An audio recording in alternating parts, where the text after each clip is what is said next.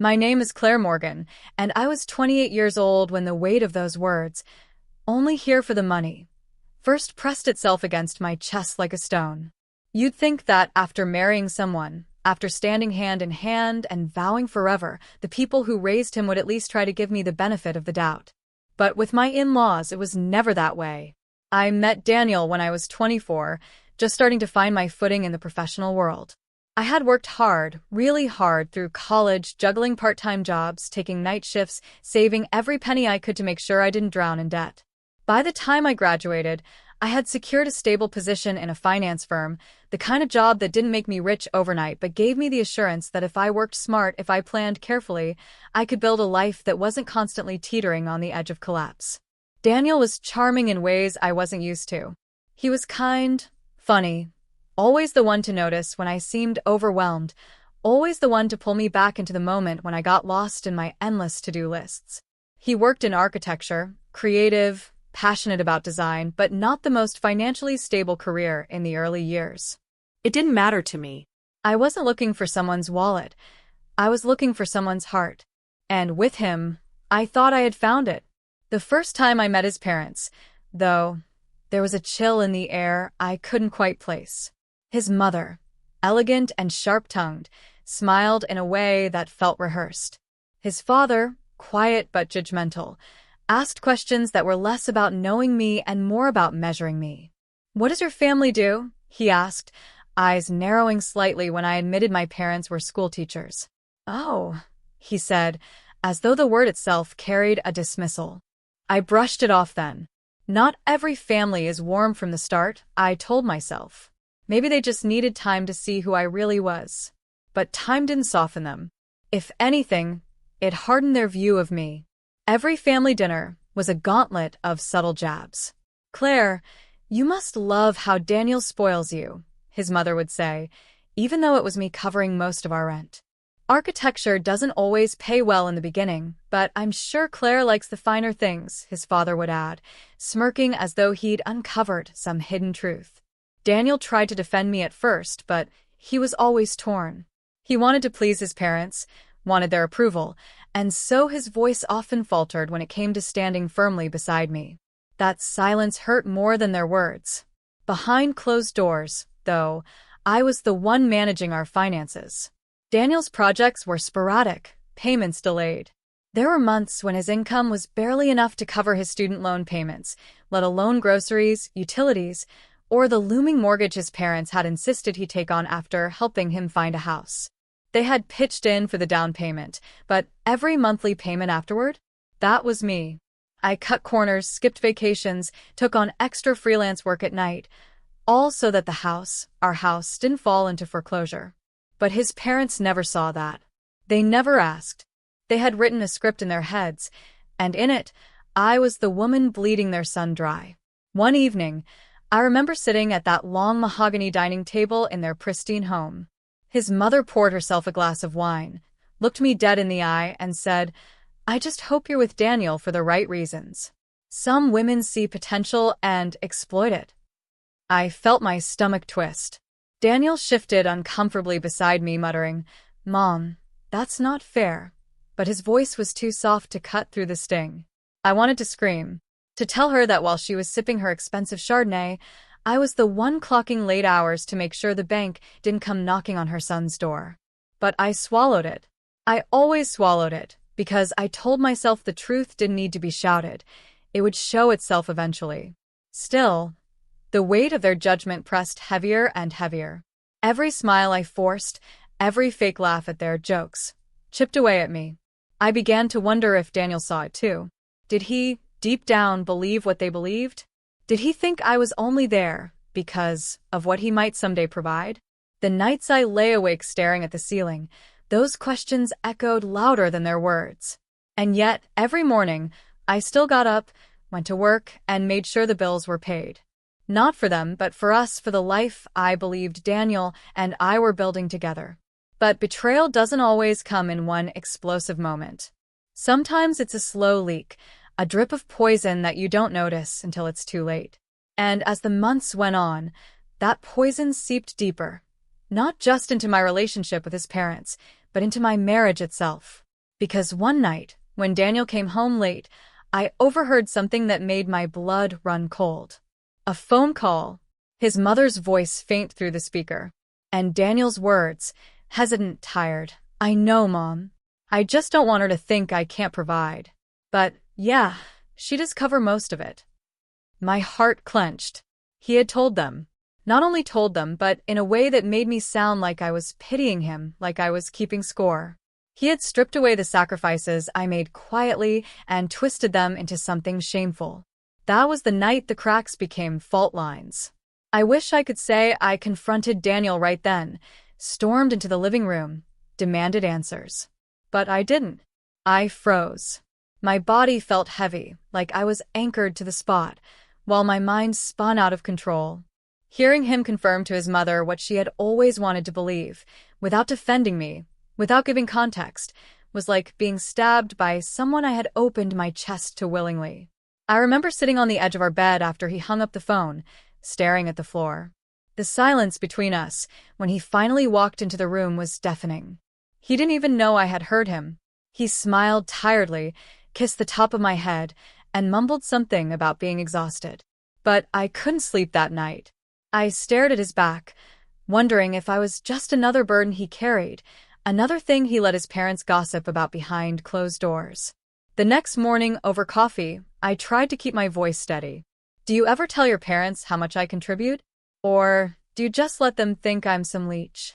Daniel blinked at me, surprised, almost defensive. "Where is this coming from?" "Where it's coming from," I said, gripping the mug so hard my knuckles whitened, "is the fact that they look at me like I'm a gold digger. Like I'm here for what you don't even have. And instead of correcting them, you let them believe it." He frowned, rubbing his temples. "Claire, you're overthinking. They don't mean it like that." I laughed bitterly. "No, Daniel, they mean it exactly like that. And you know it." He didn't answer, just stared at the floor. That silence told me everything I needed to know. After that, something shifted in me. I stopped bending over backward to make his parents comfortable. At dinners, I didn't force polite smiles anymore. I didn't entertain their backhanded comments. I sat quietly, answered only when necessary, and let them choke on their own smugness. If they wanted to think I was the villain, then fine, let them. But the part that cut the deepest was not their cruelty. It was Daniel's passivity. He wanted to live in the middle, to be the son who pleased his parents and the husband who didn't upset his wife. But in doing so, he betrayed me every single day. One evening, about 2 months later, I came home to find an envelope slipped halfway under the door. It was from the bank. My chest tightened as I tore it open. A mortgage statement. Late payment notice. I flipped through the pages in disbelief. I had scheduled that transfer like I always did. Then I realized Daniel had withdrawn money from our account. A large chunk. Enough to throw the payment off balance. When he got home, I was waiting. "Why did you take money from the account?" I asked, holding up the paper. He looked guilty, but tried to shrug it off. "I needed to cover some project expenses. I'll pay it back." "Project expenses?" I snapped. "Daniel, that money was for the mortgage. For the house. Do you even realize what could have happened?" His jaw tightened. "Claire," I said, "I'll pay it back. You don't have to treat me like a child." But that's exactly what it felt like. Me carrying the weight. Me juggling numbers late at night to make sure everything balanced, while he drifted between his parents' approval and his pride. That was when the words started echoing again. Gold digger. Only here for the money. And I thought, if only they knew. If only they had the faintest clue about the hours I've poured into holding this family together. Weeks turned into months, and the strain only grew heavier. I began to notice the way his parents would conveniently forget to include me in family plans. A barbecue invite would arrive addressed only to Daniel.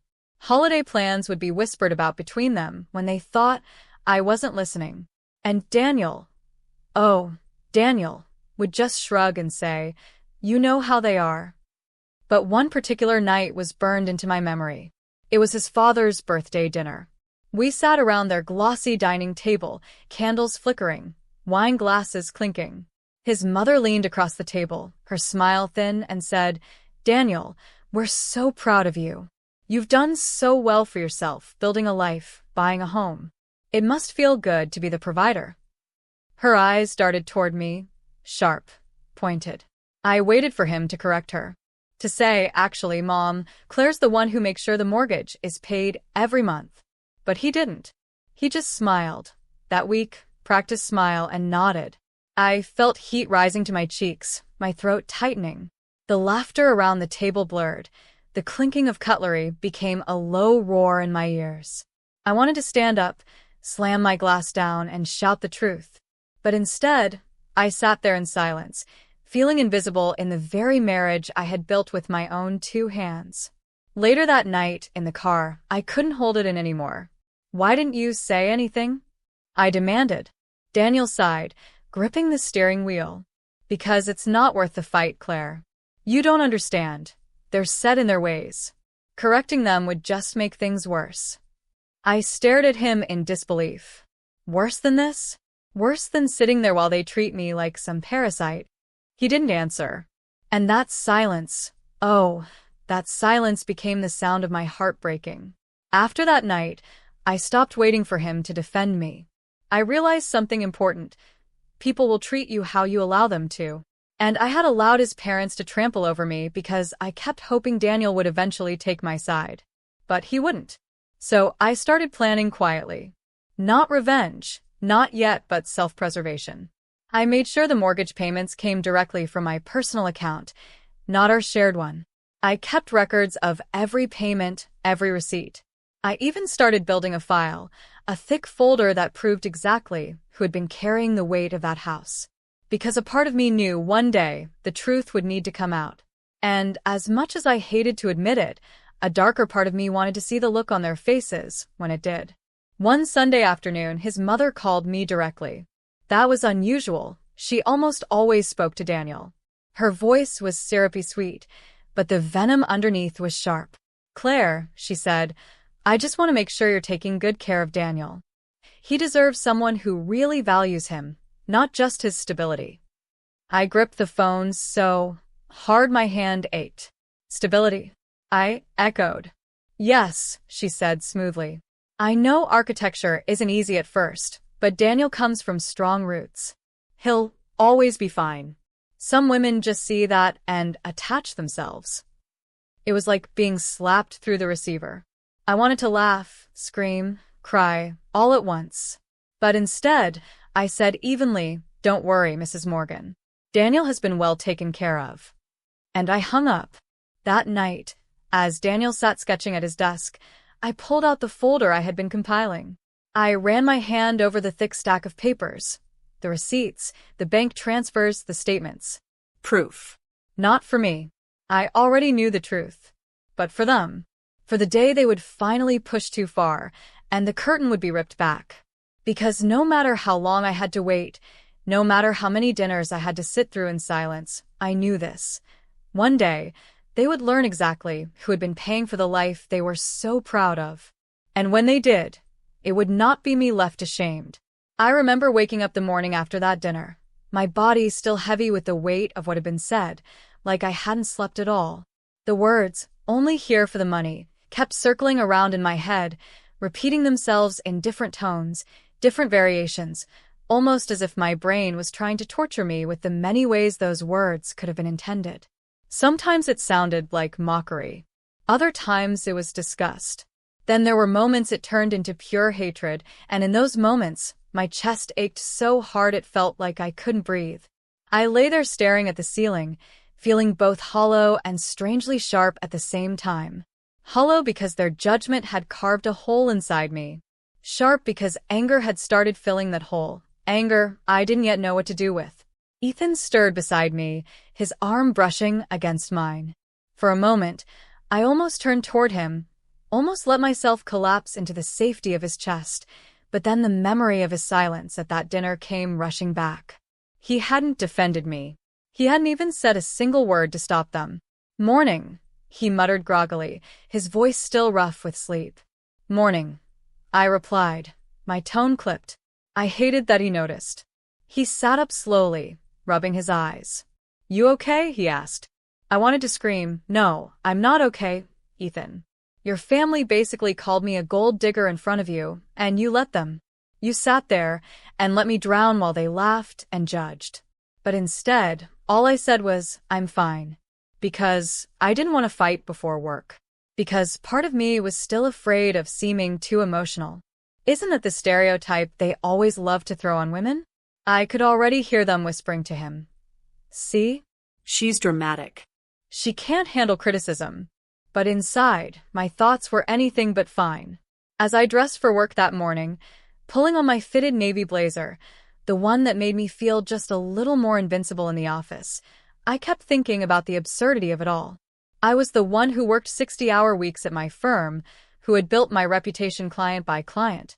I was the one who had walked into banks with folders full of paperwork, making sure the mortgage was approved. I was the one who made sure every single monthly payment went through on time, even during the months when Ethan's freelance projects dried up. I had carried us, but to them, I was only here for the money. That afternoon, at work, I caught myself staring out the window more than once. My assistant Mia noticed. You okay? She asked gently, handing me a coffee. I forced a smile. Just didn't sleep well. She nodded knowingly, not pressing further. She was good like that, knowing when not to ask questions. But as I sipped the coffee, my mind began to shift. Maybe it was the caffeine, maybe it was just time settling in, but I realized something important. Their words had cut me deeply, but they weren't the truth. The truth was that I wasn't the one dependent on anyone. I was the one holding everything together. Still, when I got home that night, the tension between Ethan and me was like a storm waiting to break. He was in the kitchen, leaning against the counter with his phone in hand. Your mom texted me, he said flatly. I froze. Oh. He shrugged, still scrolling. She thinks you were being oversensitive last night. The words were like a slap. Oversensitive. I felt my jaw tighten. I set my bag down and crossed my arms. So that's what she said? Yeah. I don't know. She's old-fashioned. You know how she is. Old-fashioned. I repeated, my voice sharp now. Ethan, she insulted me. Your dad did too. They questioned my motives for marrying you. Do you have any idea how humiliating that was? He finally looked up at me, his expression caught somewhere between guilt and defensiveness. I know. It wasn't right. But they don't mean it the way you think. I laughed bitterly. Really? Then please enlighten me. What exactly did they mean when they said I was only here for the money? His silence was answer enough. That night, we argued until our voices were hoarse. He kept trying to minimize it, as though brushing their cruelty under the rug would make it disappear. I kept demanding he acknowledge it for what it was, a direct attack on me, on my integrity, on our marriage. When he finally muttered, maybe you should just let it go, something inside me cracked. Let it go. As if my entire sense of worth in his family's eyes was just a minor inconvenience, something I should sweep aside for the sake of peace. I went to bed that night with tears in my eyes, but underneath those tears, something else was growing. Resolve. In the days that followed, I started pulling away. Not from Ethan completely, but from the illusion that everything between us was unshakable. I needed to protect myself, even if it meant creating some distance. I buried myself in work, stayed late at the office more often, and when I was home, I found excuses to avoid lingering in the same room too long. But silence has a way of amplifying truths, doesn't it? The more I pulled back, the more Ethan seemed to realize something was broken. He tried cooking dinner one night, pasta with too much garlic, but I barely touched it. He suggested a weekend trip, but I said I had deadlines. One evening, though, as I sat at the dining table balancing my laptop and a stack of documents, he finally sat across from me, his expression serious. Olivia, he began. His voice was quiet, steady in a way that caught my attention. You've been different lately. I didn't look up. I've been busy. That's not what I mean, he pressed. You're angry and distant. And I get it, okay? What they said was wrong. I should have said something. I should have defended you. The sound of those words, I should have defended you, was both relieving and devastating. Relieving because finally he admitted it. Devastating because it took this long for him to see it. I closed my laptop slowly, my eyes locking on his. Do you mean that? Or are you just saying it because you feel guilty? He leaned forward. I mean it. I've been thinking about it nonstop. And you're right. They had no right to say that. You've given more to this marriage, to this house, than anyone. I should have told them right then and there. For a moment, my chest softened. I wanted to believe him. I wanted to believe that his loyalty, his love, could outweigh their venom. But then I remembered something else. His silence at that dinner wasn't just about that moment. It was about every moment before, all the times his family had made sly comments or subtle jabs, and he had let them slide. It was about a pattern I had ignored because I loved him too much to see it clearly. I sighed, my voice quieter now. Ethan, it's not just about what they said. It's about you letting them say it. Do you know how small I felt sitting there, waiting for you to speak up, and you never did? His face crumpled slightly, like he was realizing the depth of what had been broken. He reached for my hand across the table, but I hesitated before letting him take it. I don't want to lose you, he whispered. And in that moment, I knew something had shifted. Not just between us, but inside me. Because I realized I wasn't powerless in this story. I wasn't some fragile woman clinging to her husband's family's approval. I was the one paying the mortgage. I was the one who had built my life, my career, my independence. The real question wasn't whether his family thought I was here for the money. The real question was whether Ethan and I were strong enough to rebuild the trust they had shattered. And deep down, a part of me wondered if the answer was already written. The following weeks stretched out like an endless test of patience, one I wasn't sure I was passing. On the surface, Ethan and I continued with the routines of married life. Work, meals, small conversations, but under the surface, something vital had cracked. I felt it every time I glanced at him and remembered that dinner table, remembered his silence. It was like a shadow always at the edge of my vision. And then came the invitations. His mother seemed to think everything could be smoothed over with constant family dinners, brunches, Sunday get-togethers. As if the cure for her cruelty was my presence at her table again and again. One evening, Ethan waved an envelope at me as I was folding laundry. Mom's planning a family barbecue this Saturday. She really wants us there. I didn't even look up. I have work. You've worked every weekend for the past month, he said, his voice edging toward frustration. Maybe that tells you something? I shot back, finally meeting his eyes. He sighed, tossing the envelope onto the coffee table. Liv, avoiding them isn't going to fix anything. They're still my parents. The laundry in my hands suddenly felt heavier. And I'm still your wife. Do I not matter as much? The silence between us was deafening.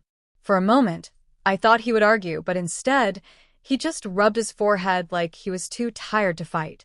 That Saturday, I stayed home, claiming I had reports to finish, while Ethan went without me. The hours dragged on, and though I busied myself with cleaning and emails, my mind kept wandering. I wondered if they were talking about me. No, I knew they were. The thought of them laughing in their backyard, tossing casual remarks about the gold-digging wife who thinks she's too good for family dinners, made my stomach twist. When Ethan returned that evening, the look on his face told me everything. They asked about you, he said quietly, dropping his keys into the bowl by the door. I'm sure they did, I replied, not bothering to hide my bitterness. They don't understand why you're like this. Like what? I demanded, slamming the dishwasher shut harder than necessary. He hesitated, then said, so defensive, so distant. I laughed, sharp, humorless. Defensive? Ethan, I'm defending myself from people who think my entire existence in this marriage is based on stealing from you. Do you hear yourself? He winced, but before he could reply, my phone buzzed on the counter. A message from his sister lit up the screen. If you can't handle being part of this family, maybe you shouldn't be in it at all. I felt the blood drain from my face. Slowly, I turned the phone toward Ethan. This is what your family thinks of me. And you want me to sit at their table and smile? He looked at the message, then at me, his mouth opening and closing like he didn't know where to start. Finally, he whispered, I'll talk to her. But something in me broke then. Because I realized his talking wouldn't change a thing. Words were cheap in his family. They tossed them like darts and then laughed when they landed in someone's skin. That night, lying awake, I stared at the ceiling and thought about everything I had sacrificed.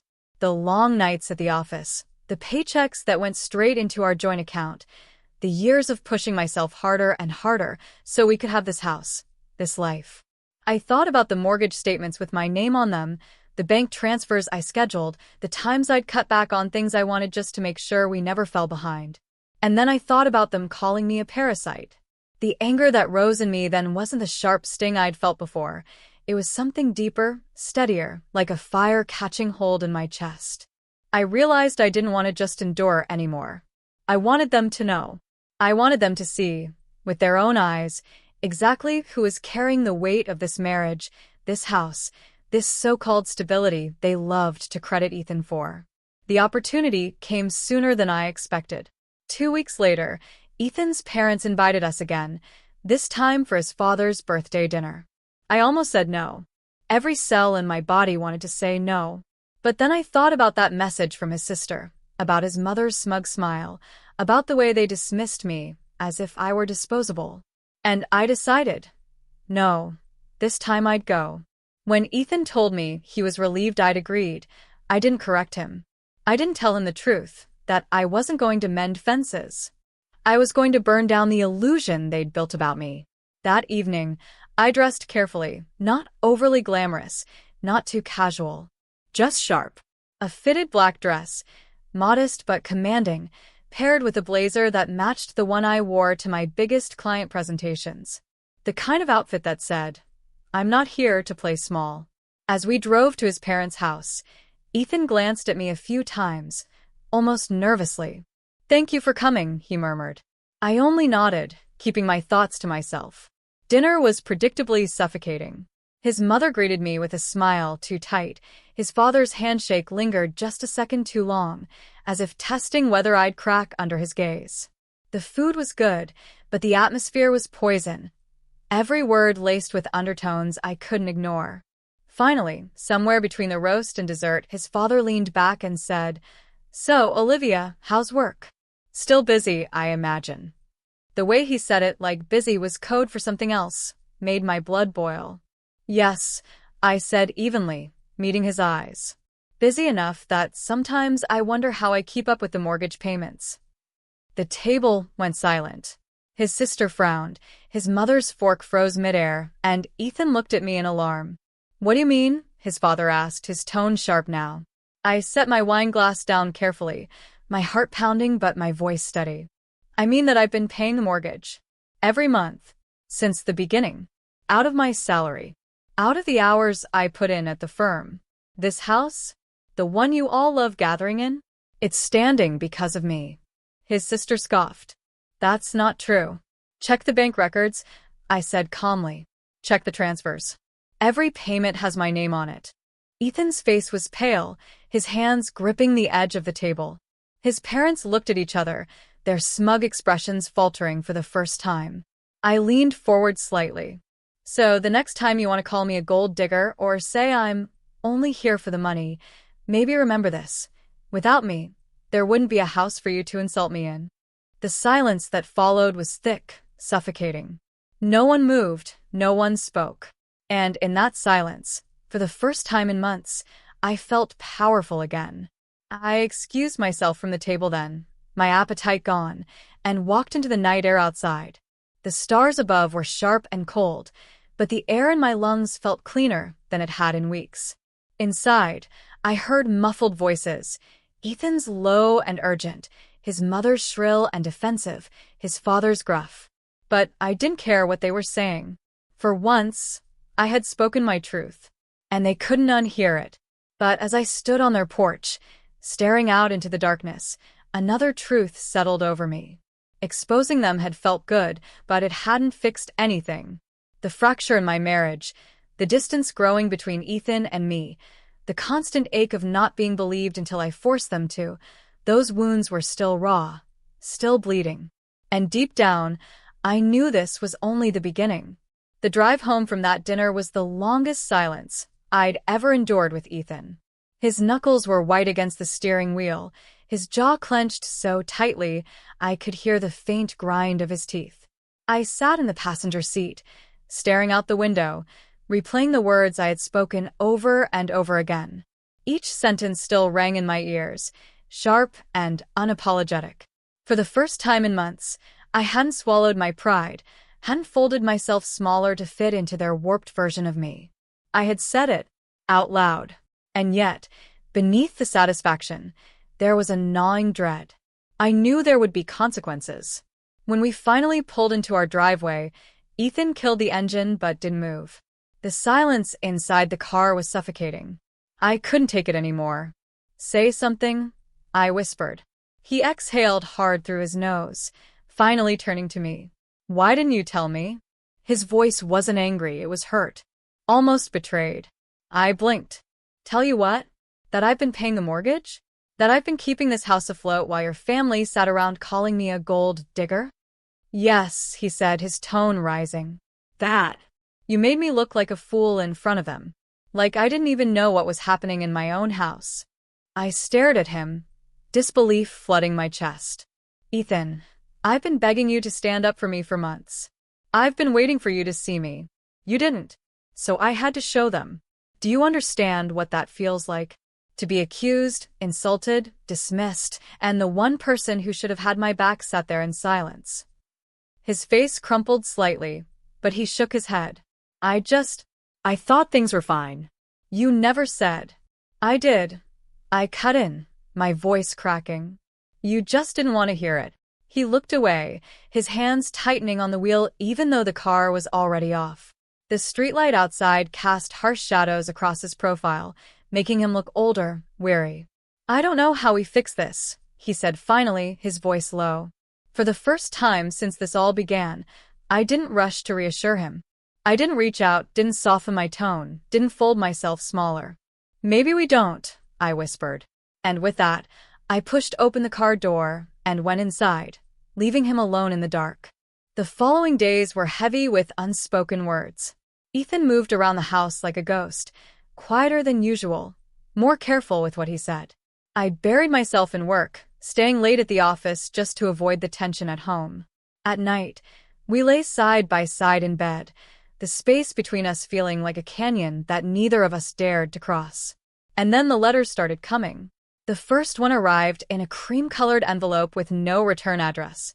Inside was a note, handwritten in neat cursive. "No matter what you do, you'll never be one of us." I froze when I read it, my fingers trembling. I showed Ethan, who frowned and said, "Probably just a prank." But I knew it wasn't. 2 days later, another came. "Money doesn't buy love. Ethan will see that eventually." This time, I didn't even show him. What was the point? He would brush it off again, and I'd be left holding the weight of their venom alone. But the notes kept coming. Little reminders slipped into my mailbox, slipped under the windshield wiper of my car, tucked into the crack of our front door. Each one a dagger. Each one dripping with the same message. I wasn't welcome. At first, I burned them, tossed them into the fireplace, and watched the flames eat the paper, convincing myself that fire could erase the sting. But after the 5th one, I started keeping them, tucking them into a drawer in my office. Not because I wanted the reminders, but because part of me knew I might need proof one day. The breaking point came one Sunday afternoon. Ethan had gone to visit his parents again. I'd refused, saying I needed to catch up on work. When he returned, his face was pale, his jaw tight. "What happened?" I asked, wary. He dropped heavily into a chair.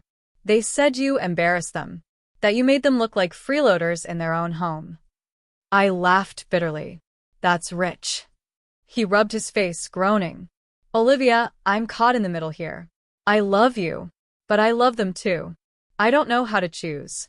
The words hit me like a punch to the gut. "Choose," I repeated. "This isn't about choosing, Ethan. This is about right and wrong. This is about you standing up for your wife when she's being slandered. Do you even hear yourself? Caught in the middle? No, you're hiding in the middle because it's easier than admitting they're wrong." His eyes flashed with anger, but underneath, I saw the truth. He was hiding. And worse, he didn't know how to stop. That night, lying in bed, I made a decision. I couldn't keep waiting for Ethan to save me. I couldn't keep hoping his parents would magically wake up one day and realize the depth of their cruelty. If they wanted to see who I really was, if they wanted proof of what I brought to this marriage, then I would give it to them. Not with words, not with arguments that fell on deaf ears, but with something undeniable. Something that would strip away every lie they'd told themselves about me. And maybe, just maybe, show Ethan the truth too. The next morning, I woke early and sat at my desk, pulling out the folder I kept for our finances. Bank statements, mortgage records, tax documents, all of it was there, meticulously organized. I laid them out in front of me, running my fingers over the numbers, the dates, the hard evidence of every sacrifice I'd made. As I stared at those papers, the plan began to form. Not revenge, not exactly. Something bigger. Something permanent. For months, they had called me a parasite, a gold digger, a woman who only married for money. But what would they say when they learned the house they gathered in every holiday, the roof over Ethan's head, the ground beneath their feet? It all existed because of me. And what would Ethan do when he realized the truth wasn't just a detail I had forgotten to mention, but the foundation of our entire life together? The fire in my chest burned hotter than ever as I stacked the papers neatly, sliding them into a sleek leather folder. They wanted to test me? Fine. It was time they learned the cost of underestimating me. I sat in the car for almost 10 minutes after pulling into my driveway, hands still gripping the steering wheel as if it were the only thing tethering me to the earth. The radio was off, the house looked still, and for a moment I allowed myself to imagine what life might have been like if things hadn't spiraled so far out of control. A husband who didn't gamble, a family who didn't turn against me, a sister who wasn't scheming in the shadows. But that fantasy dissolved quickly as reality came rushing back, cold and merciless. The front door creaked open before I even stepped out. My neighbor, Mrs. Henley, shuffled down her porch steps with a cautious smile. She was in her late 60s, always knitting, always watching. "I saw your sister here earlier," she said casually, as if she were telling me about the weather. "She was knocking on your door for a while, then left something in the mailbox." A chill ran through me. I forced a polite nod, muttering thanks, but my legs felt like stone as I walked toward the mailbox. Inside was a single white envelope. No name on the front. No return address. I didn't open it right away. My fingers trembled as I slid it into my purse and hurried inside, locking the door behind me. When I finally tore it open, a photograph slipped out. My stomach dropped. It was a picture of me, taken just yesterday, standing in the grocery store parking lot while I loaded bags into my car. On the back, in thick black ink, were the words, "We're always watching." I sat on the kitchen floor, clutching that photo until my knuckles turned white. Who was we? My sister? My husband's old poker buddies? Or someone else entirely? The paranoia dug into me, sharper than any knife. Every creak of the house, every shadow outside the window made me flinch. That night, I barely slept. I kept the lights on, every room glowing like a stage, daring whoever was watching to show themselves. But no one came. By dawn, exhaustion tugged at my body, yet my mind burned with determination. If they wanted me scared, they were succeeding. But I couldn't let fear paralyze me. I took the photo and envelope to a private investigator, a man named Frank Dalton who ran a small office downtown that smelled of stale coffee and old cigarette smoke. He was rough around the edges, late 50s, with a skeptical glare that could cut through steel. "You sure you're not just dealing with a prank?" he asked after examining the photo. "I'm sure," I said firmly. "My sister's been trying to ruin me. My husband disappeared into debt. And now this. I need answers." He sighed, leaning back in his chair. "All right, I'll see what I can dig up. But if someone's tailing you, you'll need to be careful. More careful than you've ever been." The word careful echoed in my head for the rest of the day. I kept glancing over my shoulder, checking mirrors, waiting for the feeling of eyes on me to materialize into something tangible. But nothing did. 2 days later, Frank called me. His voice was graver than before. "I don't know how to tell you this," he said, "but the camera footage I reviewed from the grocery store shows your sister handing a wad of cash to a man in a gray hoodie. Minutes later, that man snapped the photo of you." My chest constricted, heat rising behind my eyes. "So she is behind it," I whispered. "Looks that way. But that's not all." His voice dropped lower. "The man in the hoodie? He's not just anyone. He's got priors, assault, intimidation, extortion. If she's paying him, this isn't going to stop at just photographs." I felt sick. My sister wasn't just trying to embarrass me. She was playing with dangerous fire, and she wanted me burned alive in the process. That evening, as I sat at my desk piecing together the timeline, my phone buzzed with an unknown number. I hesitated, then answered. A distorted male voice hissed through the line. "You think you're clever? Stay out of your sister's way, or next time, it won't just be pictures." The line went dead before I could respond. My whole body went cold. I locked every door and window, double-checking them twice. I wanted to call the police, but what would I even say? That my sister hired a thug to scare me? They'd laugh me out of the station without proof. The next morning, Frank called again. I traced the cash. She withdrew it from a joint account, the one tied to your husband's old debts. Which means she's not just targeting you. She's cleaning house. Cleaning house. The phrase made me shiver. She wasn't just out to hurt me.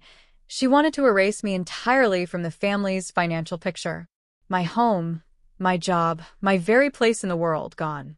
I tried to confront her.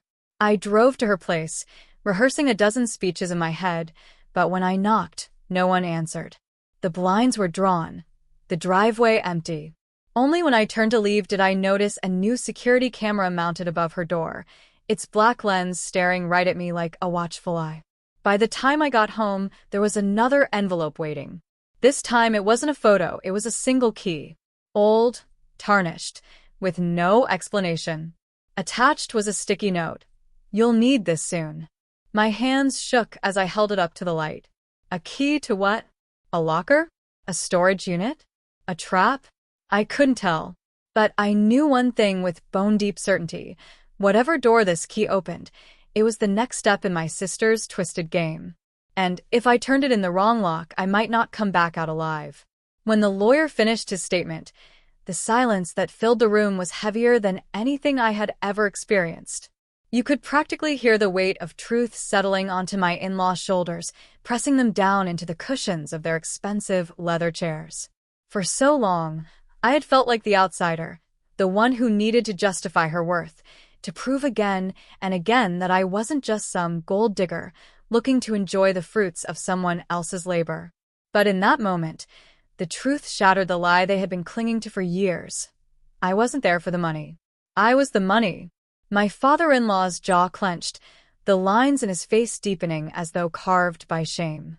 My mother-in-law's hands trembled, and she finally broke the silence with a whisper that carried both disbelief and something I couldn't quite name. Fear, maybe. "You paid it all? The mortgage? All of it?" I didn't flinch. I didn't soften. For once, I didn't feel like I owed them kindness. "Yes," I said. My voice was steady, stronger than it had ever been in their presence. "Every single payment. From the very first month until the last. While you looked me in the eyes and called me worthless, I was keeping the roof over your son's head. Over all of our heads." The words hung in the air like an indictment. I had spent so many years silencing myself to keep the peace, biting my tongue when they mocked me, enduring their coldness for the sake of family. But that era was over. My husband, Michael, looked at me then with an expression I'll never forget, part awe, part guilt, and something like relief. He had known, of course. He knew I was the one making the payments, carrying the burdens so he could focus on rebuilding his career after losing his job. But I think he had underestimated the toll it took on me, carrying not just the financial weight, but also the emotional scars of their constant insults. He reached for my hand under the table, and for the first time in years, I didn't feel small. I felt powerful. The lawyer cleared his throat, clearly uncomfortable with the tension. Mrs. Thompson has indeed been the sole contributor to the mortgage. All documents verify this. Given that the property is now fully paid, the deed will be adjusted accordingly. And there it was, the final nail in the coffin of their narrative. Not only had I paid for the house, but legally, the home would bear my name. The irony was delicious. The same people who accused me of marrying for money were now confronted with the reality that if it weren't for me, they would still be burdened with debt. My sister-in-law, who had always followed her parents' lead in treating me like an unwelcome guest, suddenly found her voice. So what? You think this changes anything? You'll always be the girl who wasn't good enough. Money doesn't buy you respect. I turned to her, calm, almost eerily so. No, I said softly. Respect is earned. And while you were too busy judging me, I was building the foundation you all stand on. Maybe you'll never respect me, but you will never be able to erase what I've done. And that's enough for me. The younger version of me, the one who used to cry in secret after every family gathering, who longed desperately for their acceptance, would have broken down in that moment. She would have begged for understanding, for love, for recognition. But I wasn't her anymore. I had grown into someone stronger, someone who understood that validation from people who refuse to see your worth is worthless. After that night, things changed. They didn't change overnight, of course. Years of resentment and prejudice don't dissolve with a single revelation. But something shifted. The next time I visited their house, the comment stopped. No more digs about my place in the family, no more snide remarks about money. They weren't warm, not by any means, but the silence was better than the hostility. Michael, too, seemed to finally understand what I had endured. He apologized not once, but many times. He admitted he should have defended me more, should have shielded me from their cruelty. For the first time, we had real conversations about what it meant to be partners, about how heavy it had been to carry everything alone. I won't pretend it was easy. Forgiveness wasn't instant, and some wounds will always ache if pressed too hard. But there was healing in the truth finally being acknowledged, healing in no longer having to live under the weight of their lies. One day, months later, my mother-in-law called me. It was unexpected. She rarely called unless it was to relay some family obligation. Her voice was quiet, almost fragile. "I didn't know," she said simply. "I didn't know how much you sacrificed. I'm sorry." It wasn't a grand apology. It didn't erase the years of hurt. But it was something. And sometimes, something is enough to start letting go of bitterness. Looking back now, at 32, I realize that this story isn't just about betrayal or revenge. It's about resilience. It's about standing tall when others try to cut you down. It's about knowing your own worth even when those around you refuse to see it.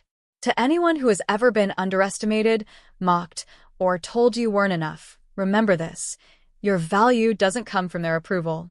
It comes from what you know in your heart to be true about yourself. People can twist narratives, but the truth has a way of rising. They called me greedy. They called me worthless.